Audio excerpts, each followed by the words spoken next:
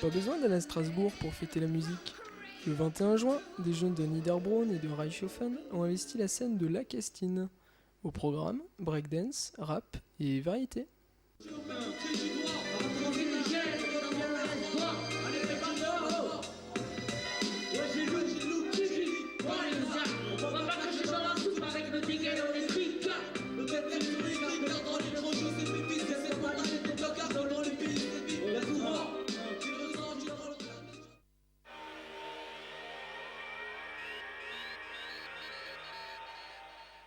Jumelage retour à Niederbronn-les-Bains. Après la cérémonie dans la ville allemande de Bad Schönborn, c'est à la commune française de recevoir pour fêter l'alliance franco-germanique.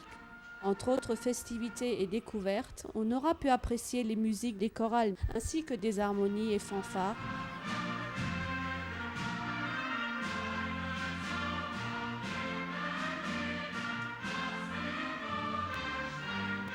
Il y a bien entendu lieu de signer les papiers scellant officiellement l'alliance. Découverte de la région et repas en commun, de quoi faire apprécier la cité niederbronnoise et ses habitants à la large troupe d'invités.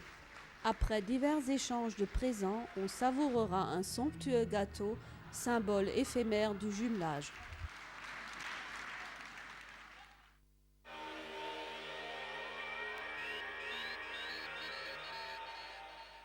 Une belle journée à Dambar pour les portes ouvertes de l'école.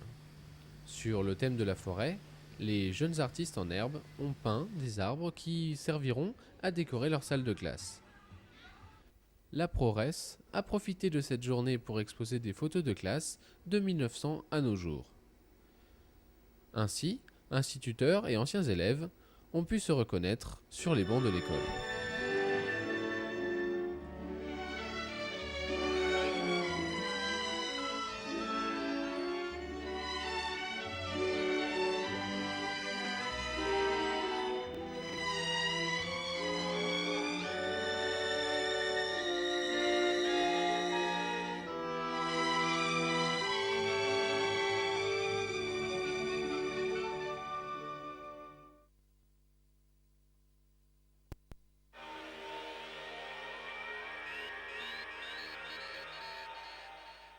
Comme tous les ans, nous avons une exposition temporaire et ça fait maintenant la 4e exposition que nous réalisons sur le fer ou la fonte. Il s'agit cette fois-ci de la fonte moulée décorative. Nous avons fait appel naturellement aux anciens fondeurs des établissements de Dietrich, à Buderus, qui est une entreprise allemande en Hesse, et puis l'un ou l'autre particulier. Avant de mouler, il faut modeler, il faut d'abord créer le modèle. Ces modèles sont réalisés en araldite, qui alors sont utilisés par le mouleur et enfin par le fondeur, qui coule la fonte liquide dans le moule. Cette exposition a débuté le 1er juin et elle sera ouverte jusqu'au 30 septembre.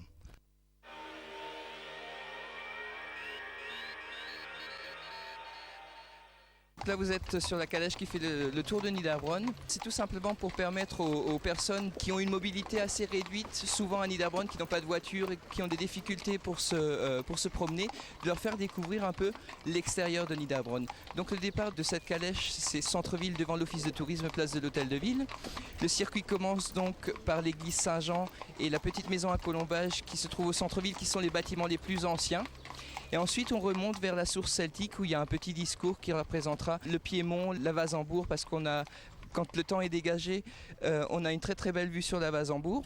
Donc la deuxième partie de la visite, elle va concerner le casino de Niederbronn, où je vais prendre en charge le groupe et on va visiter donc les différents niveaux de jeu. Si vous êtes intéressé par cette calèche, vous pouvez y participer pendant toute la saison estivale.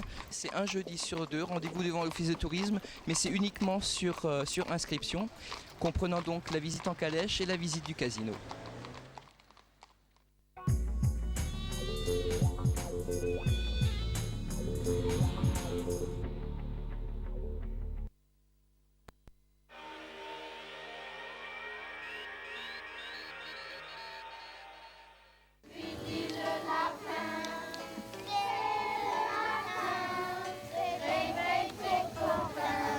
C'est un spectacle qui est organisé par l'école d'Oberbronn. C'est un projet qui se déroule sur toute l'année avec une première intervention à l'école sur un thème de recherche, donc qui est le Moyen-Âge. Puis les enfants ont répété toute l'année avec des intervenants professionnels. Le metteur en scène, c'est Patrick Barbelin, qui est un metteur en scène professionnel.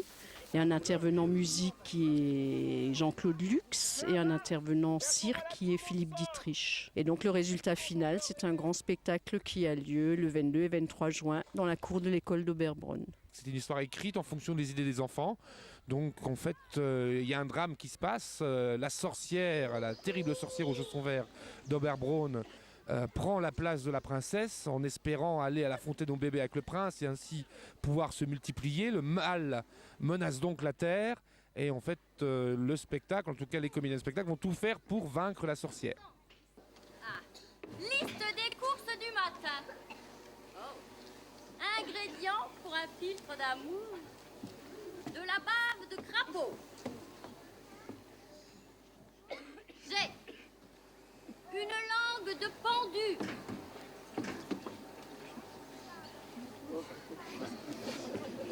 J'ai Donc il y a 5 classes au niveau de l'école d'Oberbronn, 2 classes de maternelle et 3 classes de primaire, ce qui fait à peu près 140 enfants, plus des adolescents et des adultes du village. mes bien chers frères, mes bien chères sœurs, ne faites jamais de boogie-woogie avant le repas du soir. Et on a réparti les classes en fonction des différents tableaux. Donc il y a des classes théâtre, il y a une classe cirque.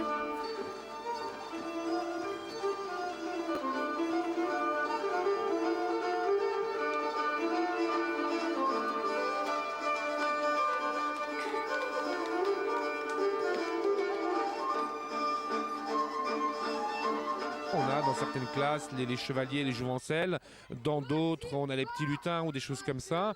Et donc on arrive à les faire tourner sur scène dans l'enchaînement du spectacle pour qu'on ne soit pas débordé au niveau technique et au niveau des entrées et des sorties de scène. Que ton banquet macache problème. On a de la bière, des frites et des moules. Sur la tête de ma mère, ça va être l'enfer. Ce qu'on va voir pendant 2 jours ici, ce n'est qu'une petite partie de l'iceberg, c'est la partie immergée, mais en dessous il y a beaucoup de travail, il y a beaucoup de choses qui se sont passées et c'est peut-être ça le plus important. C'est très prenant autant pour les enseignants, hein. Je veux dire, au moins au niveau de la finalité. Et c'est vrai que ça chamboule un petit peu les programmes scolaires, mais pas énormément, parce qu'on englobe dedans la lecture, la recherche de documents qui rentrent dans un projet d'école différemment, mais qui rentrent dedans. Un travail sur la concentration, sur se situer dans un espace, parler à un public, c'est énorme.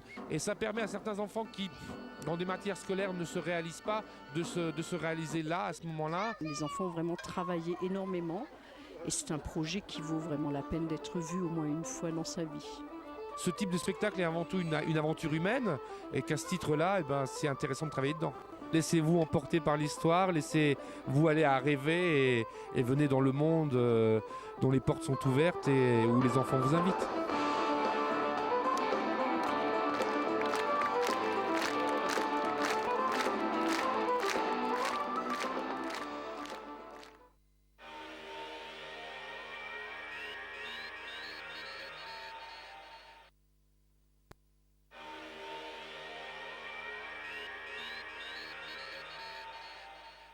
C'est un atelier de bricolage, hein. C'est un peu pour décompresser, puis ça donne des idées pour faire la décoration d'intérieur. J'ai des modèles que j'ai préparés à l'avance. Et alors, je les laisse décider ce qu'ils aimeraient bien apprendre, hein. Toutes les techniques de serviettes, c'est la base, hein. On découpe les serviettes, il y a une colle spéciale qu'on utilise.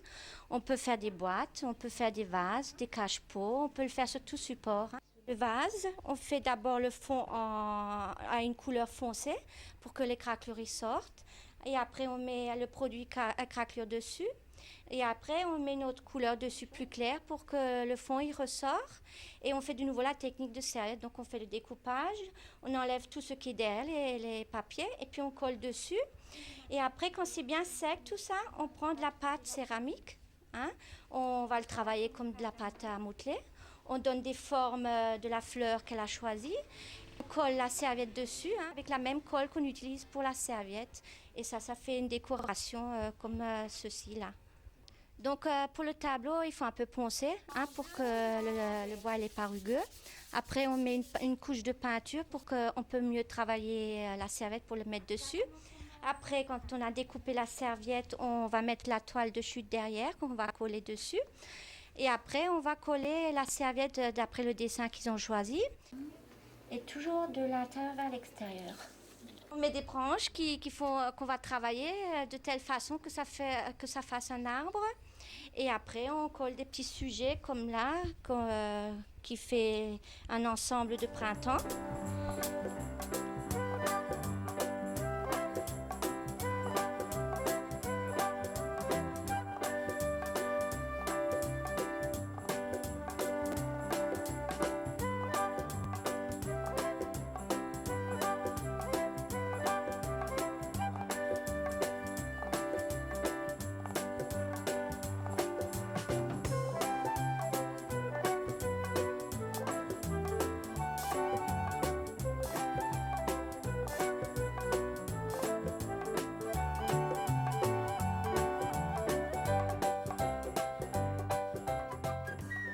C'est à tout âge.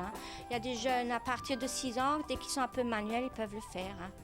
Oui, et puis j'ai aussi des personnes âgées qui le font. Ils disent que ça les calme, c'est relaxant, c'est enrichissant. On s'amuse un peu, on rigole. Ça se passe très bien. Et puis c'est très calme. Il n'y a pas de stress. Moi, je ne stresse pas. On crée toujours quelque chose de nouveau. Plus qu'on fait des ateliers, plus on invente, puis on crée, c'est ça. Tous ceux qui viennent chez moi, c'est des artistes. Oui, il n'y a pas le choix.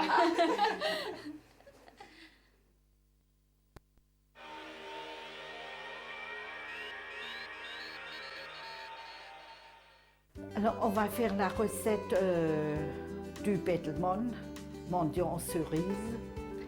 Et c'est une recette assez courante, il y a beaucoup de façons de la faire. Et celle-là, elle date sans doute dans les années 1880 par là aussi.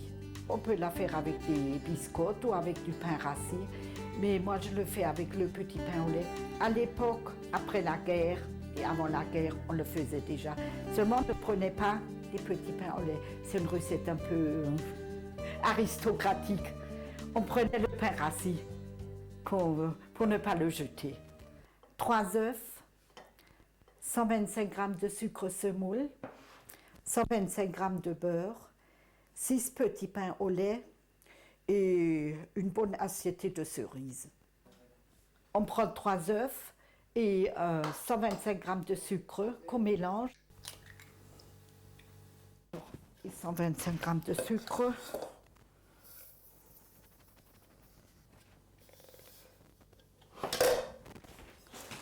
Là, on mélange bien pour que ça forme une petite mousse.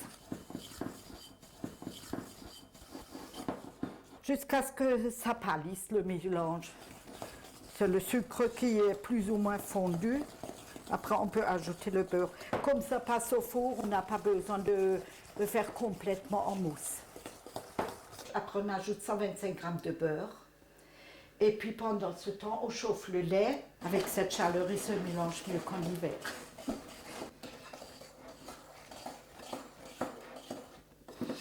Vous voyez, maintenant, ça a la consistance idéale. C'est bien mélangé. Alors, on peut faire l'autre.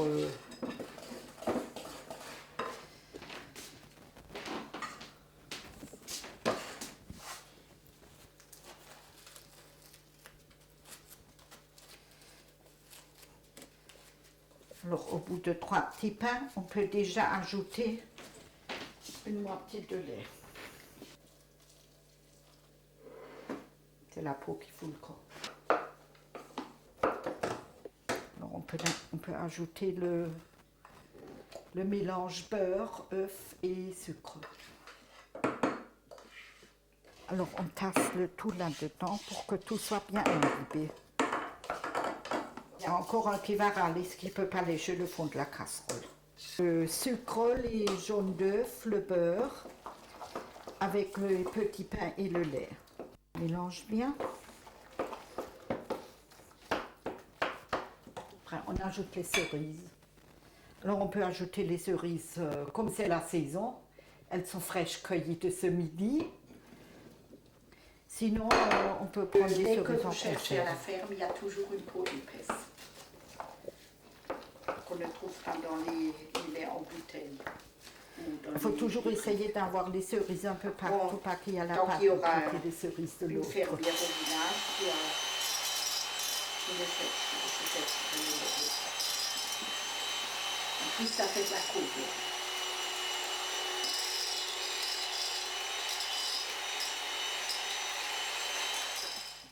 Alors, s'il y a des petites nervures, si on peut faire des dessins avec le fouet, c'est que c'est au point.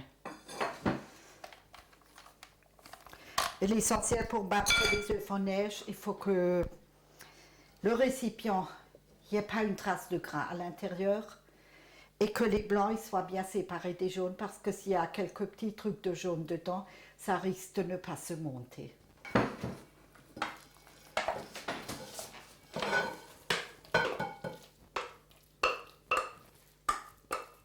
Maintenant, il s'agit de le mélanger assez délicatement. Ça ne réussit pas toujours.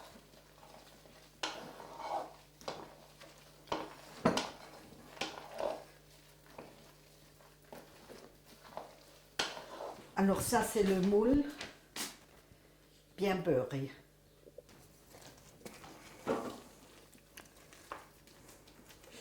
Il faut toujours essayer d'enfoncer les cerises à l'intérieur parce que c'est elles qui prennent le premier le coup de soleil quand elles sont dans le four. Voilà. Il ne reste plus qu'à le mettre au four. Alors, par une chaleur moyenne, si par exemple le thermostat du four il va jusqu'à 10, vous mettez sur 5. Et la grille à mi-hauteur.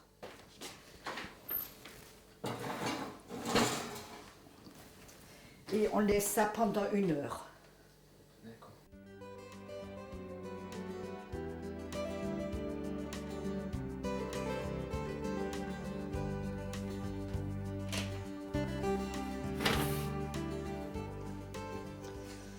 Et voilà, le Bettelmond. Fini.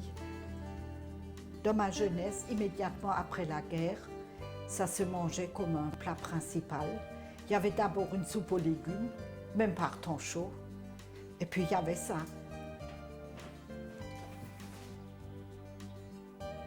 Alors, à ton avis, la pâte est bonne, bon alors on peut y aller.